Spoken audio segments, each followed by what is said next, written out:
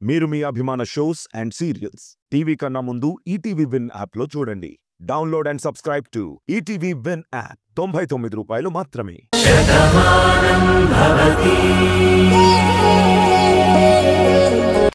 ఇంత పెద్ద డీలు ఎన్నో కంపెనీలు పోటీ పడితే అది మనకొచ్చింది. మీరు ఇంత ఈజీగా క్యాన్సిల్ చేస్తారేంటి? మరి ఇంకేం చేయమంటావు పార్థు? నా కొడుకేమో అక్కడికి వెళ్లను అంటున్నాడు. వాడి మనసుని నేను బాధ పెట్టలేను. నా మీద అంత ప్రేమ చూపిస్తున్న నా కొడుకు మాటని నేనెందుకు కాదంటాను? నాకు ఈ డీల్ అవసరం లేదు. నాకు నా కొడుకు మాటే ముఖ్యం.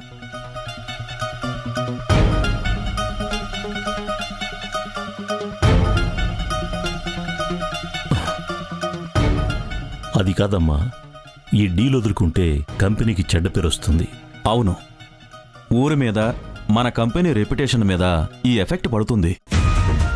ఊర్మిళాదేవి ఒక ప్రాజెక్ట్ టేకప్ చేసి వదిలేసింది అంటే మార్కెట్లో రేపు నలుగురు నానా మాటలంటారు. అది నీకు మంచిదా చెప్పు ఊర్మిళ? భరిస్తానండి, అన్నీ భరిస్తాను. ఎవరికోసం భరిస్తున్నాను చెప్పండి? నా కొడుకు కోసమే కదా.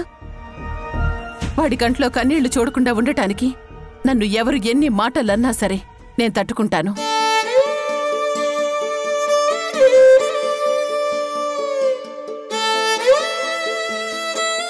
మహా అయితే నలుగురిలోనూ తలదించుకుంటాను. కాకపోతే సారీ అని ఆ ఇంగ్లీష్ వాళ్ళు కనిపెట్టినటువంటి పదం ఉంది కదా, దాన్ని చెప్పేస్తాను. అంతగా కాదు అంటే తెలుగులో అయినా సరే నన్ను క్షమించండి అని బహిరంగంగా ప్రెస్ మీట్ పెట్టి మరీ నేను చెప్తాను. వద్దమ్మా, నా గురించి నువ్వెక్కడా తలదించుకోవద్దు. ఎవరికీ సారీ చెప్పద్దు. మా అమ్మ ఎప్పుడు గొప్పగానే ఉండాలి, ఉన్నతంగానే ఉండాలి. ఆవిడ పేరు అలా ఉండాలి అంటే మీరిద్దరూ కలిసి అమెరికా వెళ్ళాలి బాబు. ఆంటీ గురించి అంత గొప్పగా ఆలోచిస్తున్న కార్తిక్ గారు కాదని ఎందుకంటారు? తప్పకుండా వెళ్తారులే.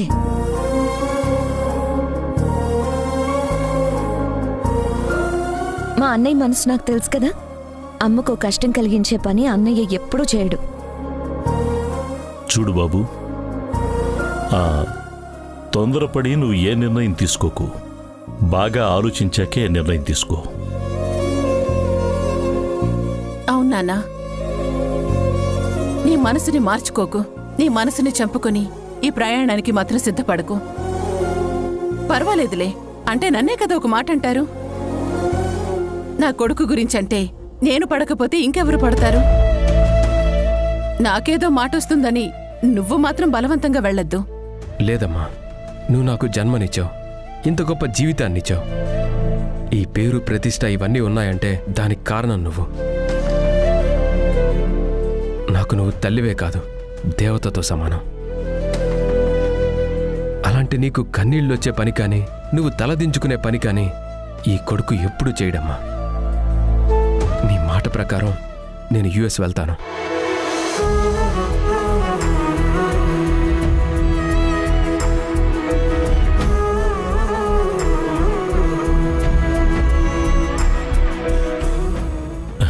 Very good.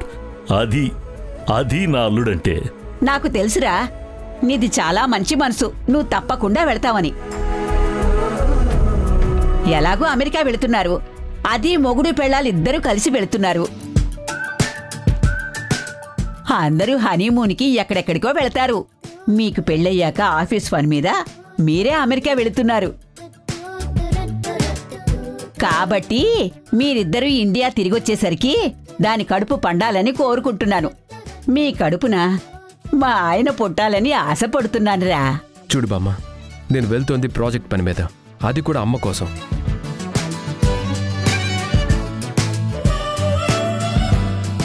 ఇంకా వేరే విషయాల కోసం కాదు. నువ్వెక్కువ ఎక్స్పెక్టేషన్స్ పెట్టుకోకు. బాబు, ఇదేంటే వీడిలా మాట్లాడి వెళ్తున్నాడు?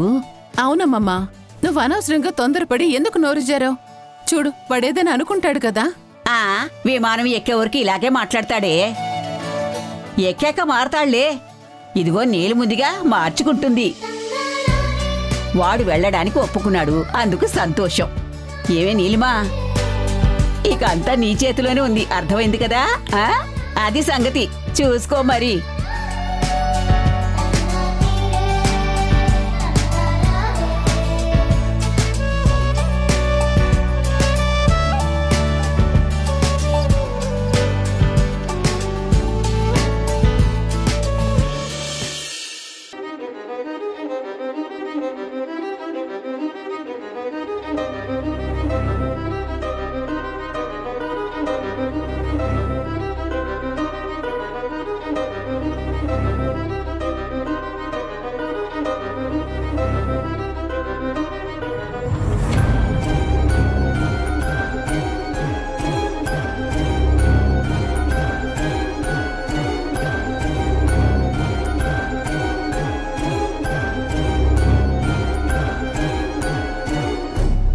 దేవమ్మా,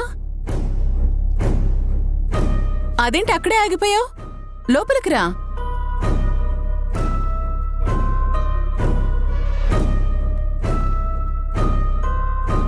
నమస్కారం అమ్మగారు, ఎలా ఉన్నారు? మేమంతా బావున్నాం. ఇంతకీ అజయ్ ఎలా ఉన్నాడు? ఏం చెప్పమంటారమ్మా, చెట్టంత కొడుకు మంచానికి పరిమితమయ్యాడు. వాడు బావుండాలని, మళ్ళీ వాడు కోలుకోవాలని మొక్కని దేవుడు లేడు. బాధపడకు దేవమ్మా. తల్లి మనసు ఎలా ఉంటుందో, పిల్లలకి బాగోలేనప్పుడు ఆ తల్లి ఎంత ఆందోళన పడుతుందో నేను ఊహించగలను. తప్పకుండా నీ కొడుకు కోలుకుంటాడు. చూడు దేవమ్మా, మనకి కన్నీళ్ళొచ్చాయి కదా అని కర్మని తప్పించుకోలేము. ఎవరికేం అన్యాయం చేశాడో ఇలాంటి శిక్ష వేశాడా దేవుడు. దేవుణ్ణి మనస్ఫూర్తిగా వేడుకో, తొందరగా కోలుకుంటాడు. ఏంటి బామ్మ అలా మాట్లాడుతున్నావు? అసలే దేవమ్మ బాధలో ఉంది. నువ్విలా మాట్లాడితే తను మరింత బాధపడుతుంది కదా. లేదమ్మా, పెద్దావిడ మాట్లాడిన మాటల్లో ఎలాంటి తప్పు లేదు. ఒకప్పుడు నేను చేసిన పాపం నా కొడుక్కి చుట్టుకుంది. వాడు చేసిన పాపం ఇలా నాకు బాధను మిగిల్చింది. అందుకే ఇప్పటికీ దైవాన్ని నమ్ముకున్నాను. నా కొడుకుని కోలుకునేలా చేయమని దేవుణ్ణి వేడుకున్నాను. నమస్కారం సార్. నమస్తే అమ్మా. నీ బాధంతా విన్నాను. ఆ భగవంతుడు ఎప్పుడూ ఎవ్వరికీ ఏ అన్యాయం చెయ్యడు. మనస్ఫూర్తిగా కోరుకుంటే తప్పకుండా కరుణిస్తాడు. నిజమే బాబు. అందుకే మా ఊరు వెళ్ళి అమ్మవారిని వేడుకున్నాను.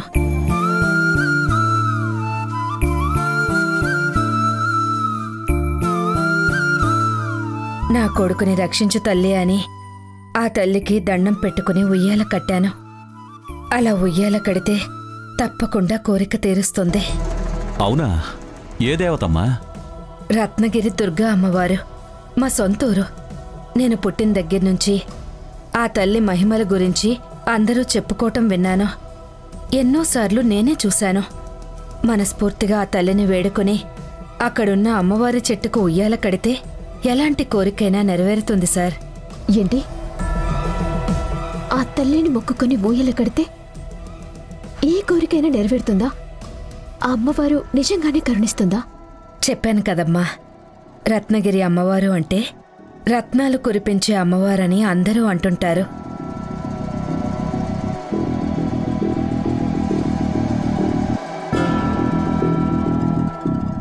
ఆ తల్లికి త్రికరణ శుద్ధిగా దండం పెట్టుకుని మనస్ఫూర్తిగా కోరిక కోరుకుని ఉయ్యాల కడితే ఆ తల్లి ఎలాంటి సమస్యనైనా తీరేలా చూస్తుంది. ఎన్ని ఆటంకాలున్నా ఆ తల్లి తొలగిస్తుంది. మీ కుటుంబం కూడా బావుండాలని ఆ అమ్మవారికి దండం పెట్టుకుని ఇదిగో ఈ కుంకుమ తీసుకొచ్చాను. ఇది మీకు ఇవ్వడానికే వచ్చాను. తీసుకోండి. సంతోషంగా ఉందమ్మా. మా గురించి నువ్విలా ఆలోచించడం మాకు చాలా ఆనందంగా ఉంది. ఆ అమ్మవారి దయ నీ మీద కూడా ఉండాలని మనస్ఫూర్తిగా కోరుకుంటున్నాము. ఒరే వాసు, నీకు గుర్తుందా? మన చిన్నప్పుడు ఈ రత్నగిరి అమ్మవారి గురించి చాలా చెప్పుకునేవారు. నేను విన్నాను. మీనాక్షి కూడా చాలాసార్లు అక్కడికి వెళ్దామంది. అవ్వలేదు. దైవం దగ్గరికి వెళ్ళాలి అంటే అనుగ్రహం ఉండాలి. ఇప్పుడు ఈ రూపంలో ఆవిడ చెప్పిందంటే మనల్ని కూడా రమ్మందేమో. నిజమే అమ్మమ్మ, మనం కూడా తప్పకుండా వెళ్ళాలి. మనం కూడా కార్తీక్ నీలిమలతో అక్కడ ఉయ్యాల కట్టిద్దాం.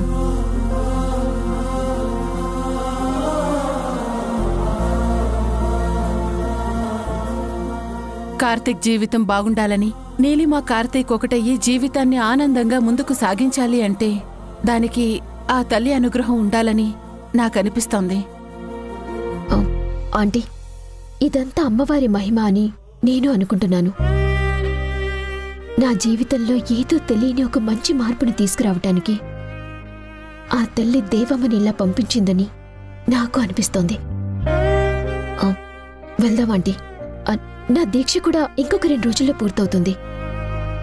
అది అమ్మవారి సమక్షంలోనే పూర్తవ్వాలని రాసిపెట్టుందేమో. మరింకెందుకు ఆలస్యం? ఆ తల్లి కరుణ ఉంది కాబట్టి ఇదిగో ఇలా కలిసొచ్చింది. ఆ తల్లి ఏం మహిమ చూపించబోతుందో ఏంటో. ఇంకేముంటుందమ్మా, నా కూతురి జీవితం గురించి ఆ తల్లి ఆలోచించినట్టుంది.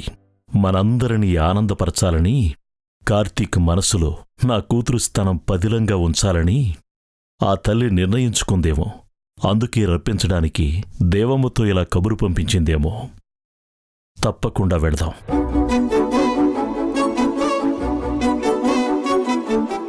నిజమే అన్నయ్య, ఇదంతా అమ్మవారి పిలుపులాగా అనిపిస్తుంది. ఎల్లుండే మనం బయలుదేరదాం. వెళ్ళనమ్మా, ఎల్లుండి పౌర్ణమి. ఆ తల్లికి విశేషమైన పూజలు జరిగే రోజు. ఆ రోజు మీరక్కడికి వెళ్ళి కోరుకుంటే తప్పకుండా మంచి జరుగుతుంది. చాలా థ్యాంక్స్ దేవమ్మ, ఒక మంచి విషయాన్ని చెప్పావు. వస్తానమ్మా. అయ్యో కూర్చో దేవమ్మ, కాఫీ తీసుకుని బయలుదేరదు గాని. పర్వాలేదమ్మా, అజయ్ ఇంట్లో ఒక్కడే ఉన్నాడు. ఈ కుంకుమ ఇవ్వడానికి వచ్చాను. వస్తానమ్మా. అలాగేనమ్మా, జాగ్రత్త.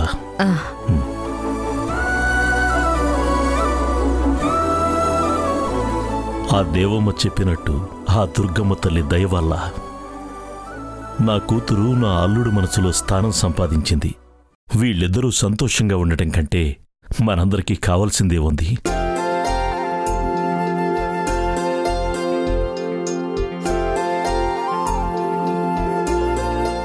ఏమ్మా, అంతేగా? చల్లగా ఉండు తల్లి.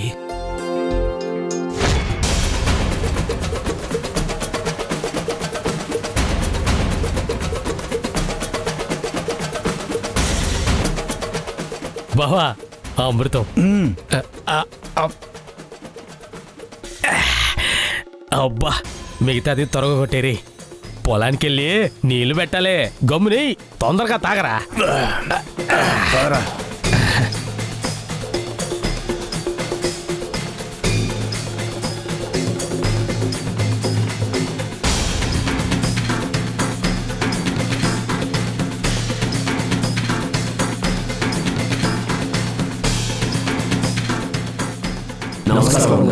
నమస్కారం.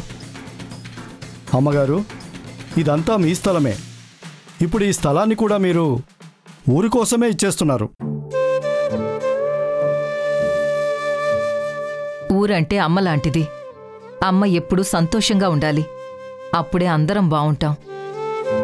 ఈ ఊరికి సీడ్స్ బ్యాంక్ రావాలన్నది నా కొడుకు కోరిక. ఇక్కడ మీరందరూ బావుండాలనుకున్నది మా రాధ కళ. వాళ్ళిద్దరూ ఆ రోజు చేసిన కృషికి ఈరోజు ప్రతిఫలం దక్కుతుంది. అందుకే సీడ్స్ బ్యాంక్ ఏర్పాటు చేయడానికి గవర్నమెంట్ కూడా ముందుకొచ్చింది. అప్పుడు నేను రాధా కలిసి చేసిన ప్రయోగాలు ఇప్పుడు ఫలితాన్నిచ్చాయి. మన ఊరు విత్తనాల ఉత్పత్తిలో అగ్రగామిగా నిలుస్తుంది అని రాష్ట్రం మొత్తం నమ్ముతోంది. అందుకే ఎన్నో ఊర్లు సీడ్స్ బ్యాంక్ పెట్టాలని ఎన్నో ప్రయత్నాలు చేసినా చివరికి మన ఊరిని ఎంపిక చేశారు. అందుకే స్థలాన్ని ఇమ్మన్నారు. అందుకే మాకున్న ఈ స్థలాన్ని ఆ సీడ్స్ బ్యాంకు కోసం ఇవ్వాలని అమ్మ నిర్ణయించింది. అత్తయ్య ఈ ఊరు గురించి ఎంతలా ఆలోచిస్తారో మీ అందరికీ తెలుసు కదా. వచ్చిన అవకాశాలు అందరూ సద్వినియోగం చేసుకుని ప్రతి ఒక్కరూ కష్టపడి మన ఊరి పేరు నిలబెట్టాలని మరోసారి కోరుకుంటున్నాను. తప్పకుండా బాబుగారు, మీ కుటుంబం నీళ్ళలో బతుకుతున్న వాళ్ళం. పెద్దమ్మగారి చల్లని చూపులతో ఈ ఊరు ఎప్పుడు పచ్చగానే ఉంటుంది. మురారి బాబు గారి ఆధ్వర్యంలో మేమందరం ఎప్పుడూ బాగానే ఉన్నాం. మీ మాట పోకుండా చూసుకునే బాధ్యత మాదమ్మా. స్థలాన్ని మొత్తం చదును చేయించండి. కలెక్టర్ గారు వచ్చి పరిశీలిస్తానన్నారు. ఇది చాలదు అంటే ఇంకా స్థలాన్ని చూద్దాం. ఇక మేం బయలుదేరతాం. అలాగేనమ్మా. నమస్కారం.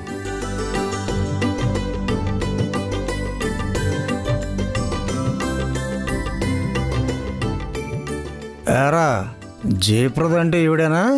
అవునరా, వీళ్ళు ఊళ్ళో అందరికీ దేవుళ్ళు, కానీ ఇంట్లో మాత్రం పద్ధతులు వేరులే. రై ఏంట్రా వాగుతున్నారు? మిమ్మల్ని చూస్తుంటే ఈ ఊరి వాళ్ళలా లేరే. నోరు మూసుకునే వెళ్ళండి. మీ ఊరు వాళ్ళైతే మీ ముందు ఇంత ధైర్యంగా ఎందుకు మాట్లాడతారు? మీరు ఏ ఊరి వాళ్ళైనా మా వాళ్ళ గురించి తప్పుగా మాట్లాడితే ఈ ఊరి నుంచి వెళ్ళగొడతారు. కిట్టయ్య, వాళ్ళు తాగినట్టున్నారు. వాళ్ళతో మనకెందుకు? వెళదాం పద. ఎలానమ్మా, ఎలానే? మీ కూతురు ఇంట్లో ఎన్ని గొడవలు పెట్టినా, ఓ మనిషిని చంపాలని చూసినా మీరు మాత్రం అది బయటికి రానివ్వకండి. ఎందుకంటే ఈ ఊరికి మీరు దేవతలు కదా. ఏంట్రా ఎక్కువ వాగుతున్నావు? అది మా ఇంటికి సంబంధించిన విషయం. నువ్వెప్పుడురా మాట్లాడడానికి? ఏంటి హీరో గారు, ఇదంతా కోపమే.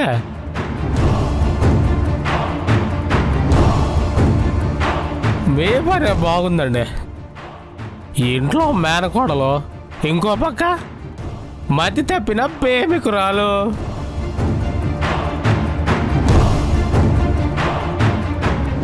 ఎడబెడ మీకు పండగే కదండి. అందుకే కదా ఏమైనా అంటే పౌరుషం పొడుచుకొస్తుంది.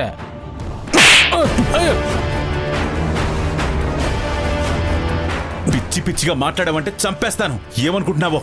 ఏంటండి ఇది మీ ఊరు కాబట్టి, ఈ ఊర్లో మీకు బలం ఉంది కాబట్టి మమ్మల్ని అంటున్నారు. మేమన్న దాంట్లో తప్పేముందండి?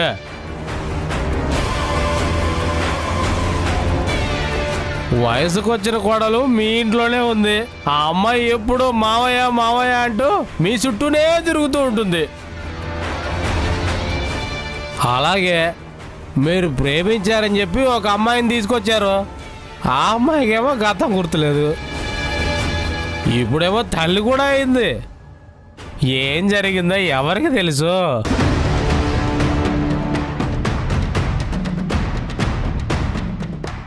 తాళి కట్టకుండానే అన్ని సంబంధాలు ఉన్నాయని ఊరంతా అనుకుంటున్నారు. ఎంతమందిని కొట్టి నోరు మూయిస్తారయ్యా?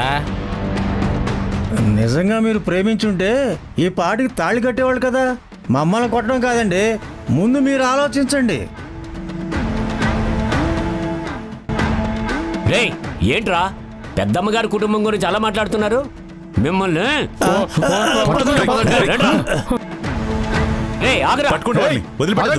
కిట్టయ్య, వాళ్ళనేమనొద్దు, వదిలే. అదేంటమ్మా అలా మాట్లాడుతున్నావు? వాళ్ళు రాధ గురించి ఎంత నీచంగా మాట్లాడారో చూసావు కదా. అలాంటి వాళ్ళని వదిలేయమంటావేంటి? వాళ్ళని చెట్టు కట్టి చర్మం అంతా ఒలిచేసేయాలి. వద్దు, ఈ విషయాన్ని పెద్దగా చేసుకుంటే మన పరువే పోతుంది. వాళ్ళు తాగున్నారు కదా, అలాగే వాగుతారు. ఇంట్లో ఆడపిల్ల ఉంది అంటే బయట కోతలు ఇలాగే వస్తాయి.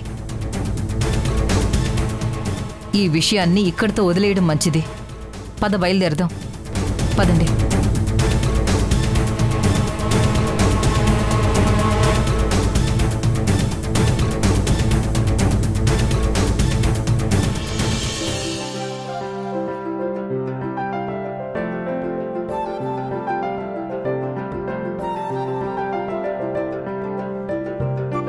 కార్తీక్, రా కూర్చో. ఏంటమ్మా? మనం రేపు అమ్మవారి టెంపుల్కి బయలుదేరుతున్నాం. లేదమ్మా, నేను రాను. మీరు వెళ్ళండి. బావుందిరా. వెనకటికి నీలాంటి వాడే పెళ్లి ముహూర్తాలు పెట్టించాక పెళ్లి కొడుకు ఎందుకు, పంతులొస్తే సరిపోతుంది కదా. మంత్రాలు చదివేవాళ్లు ఉండాలి, ముత్తైదులకి తాంబూలాలు ఇచ్చేవాళ్ళుంటే సరిపోతుంది అన్నాడంట. అలా ఉందిరా నీ వ్యవహారం. ఒరే, పెళ్ళన్నాక ఎవరున్నా లేకపోయినా పెళ్లి కొడుకు పెళ్లి కూతురు ఉండాలి. అలాగే ఇప్పుడు ఈ గుడికి నువ్వు నీలుమ ఇద్దరూ రావాలి. లేదు బామ్మ, ఆ గుడికి వెళ్ళి ఉయ్యాల కట్టేది కోరిక తీరాలని కదా. నాకే కోరిక లేదు. ఇంకా దేని గురించి నేను ఉయ్యాల కట్టాలి, దేని గురించి రావాలి? చూడు కార్తీక్, అమ్మెప్పుడు పిల్లలకి మంచి చేస్తుంది. అలాగే అమ్మవారు కూడా తనని నమ్ముకున్న వాళ్ళకి మంచి జరగాలని చూస్తుంది. ఆ తల్లి కరుణుంటే అన్నీ ఉన్నట్టే. అక్కడ ఉయ్యాల కట్టాము అంటే జీవితంలో మన ఊహకందని ఎన్నో సంఘటనలు మన కళ్ల ముందు కనిపిస్తాయని అందరూ చెప్పుకుంటున్నారు.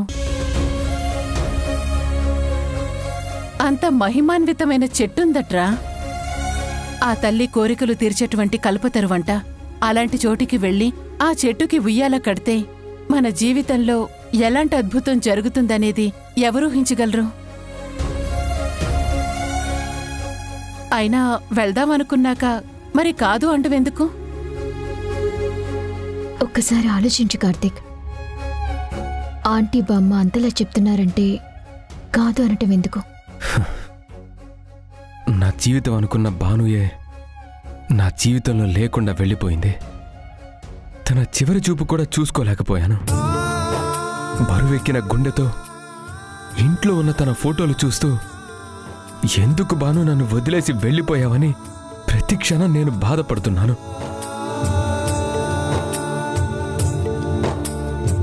ఇప్పుడు నేను వెళ్ళి అక్కడ అమ్మవారిని వేడుకుంటే, అక్కడ ఉయ్యాల కడితే వెళ్ళిపోయిన బాను తిరిగి వస్తుందా?